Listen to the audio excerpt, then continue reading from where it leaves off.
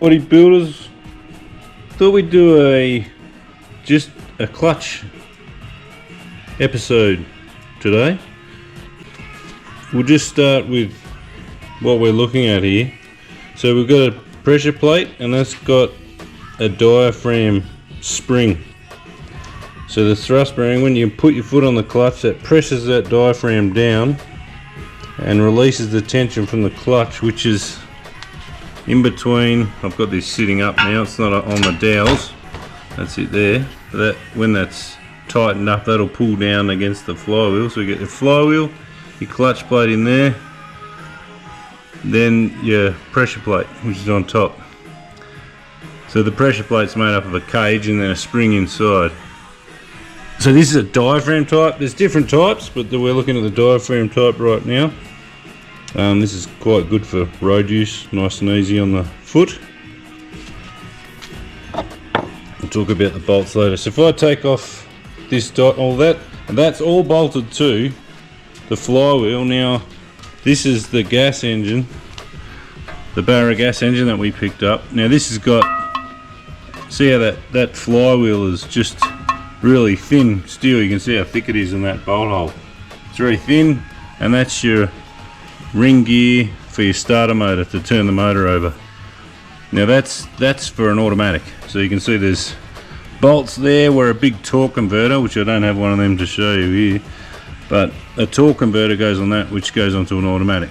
So for this car, it's got a T56. So we've got to remove this flex plate, they call it, because it flexes and it's a plate. And these are the bolts. We'll talk about the bolts in detail later. We'll take the pressure plate off. I'll put it that way so you can see the surface. So you can see the clutch plate, which is this. You've got ceramic. This is just got normal friction material on it. I don't know, everything's ceramic. Anything comes out of the ground ceramic, so we won't call it ceramic. It's not a button clutch, it's not a race clutch, it's just a standard fibre style, like disc pad, brake pad style clutch. And you can see there's marks on there. Just there, and all around here, and all around here. And then on the flywheel, this is solid steel, so it's very heavy. You can see some what we call hot spots. Hot spot, hot spot, hot spot, hot spot, hot spot. This has been hot spot. This has been very hot. So it's been slipping. And I know it's been slipping without a foot on the clutch. So this plate has been slipping because this is attached to the gearbox. This is attached to the engine. This is attached to the gearbox. So the friction, or the pressure that the diaphragm applies to this friction plate, there's not enough force or pressure to hold it down. The engine is too powerful basically, and it was breaking. The torque was high enough to break the friction, and the clutch plate was starting to slip on the flywheel and on the pressure plate. So what we're going to do, you can get such a thing as, see how there's flywheel side on there, flywheel, so it's a flywheel side, so it's flush there. So what you can get is a thing called a twin plate clutch. So what we'll do is we'll get one of these, it's got two of these in it. So it's got this, then another metal plate like this, then another one of these on top of that, then another one of these on top of that. So we've got double the surface area, because as you can see we can't go any wider. This flywheel is maxed out, you can't go any wider. I mean, there may be a slightly wider one that you can buy, but I haven't seen it. So I don't think we can go any bigger diameter to get more surface area, so we've got to just stack plates to get more surface area. So all that's got to be new. We might be able to reuse this if we give it a quick machine just to take that top surface off. It won't hurt it at all. It'll be a little bit lighter, that won't really matter. Then the bolts to bolt these on, you can see there's two washers here. So they're called wedge locks.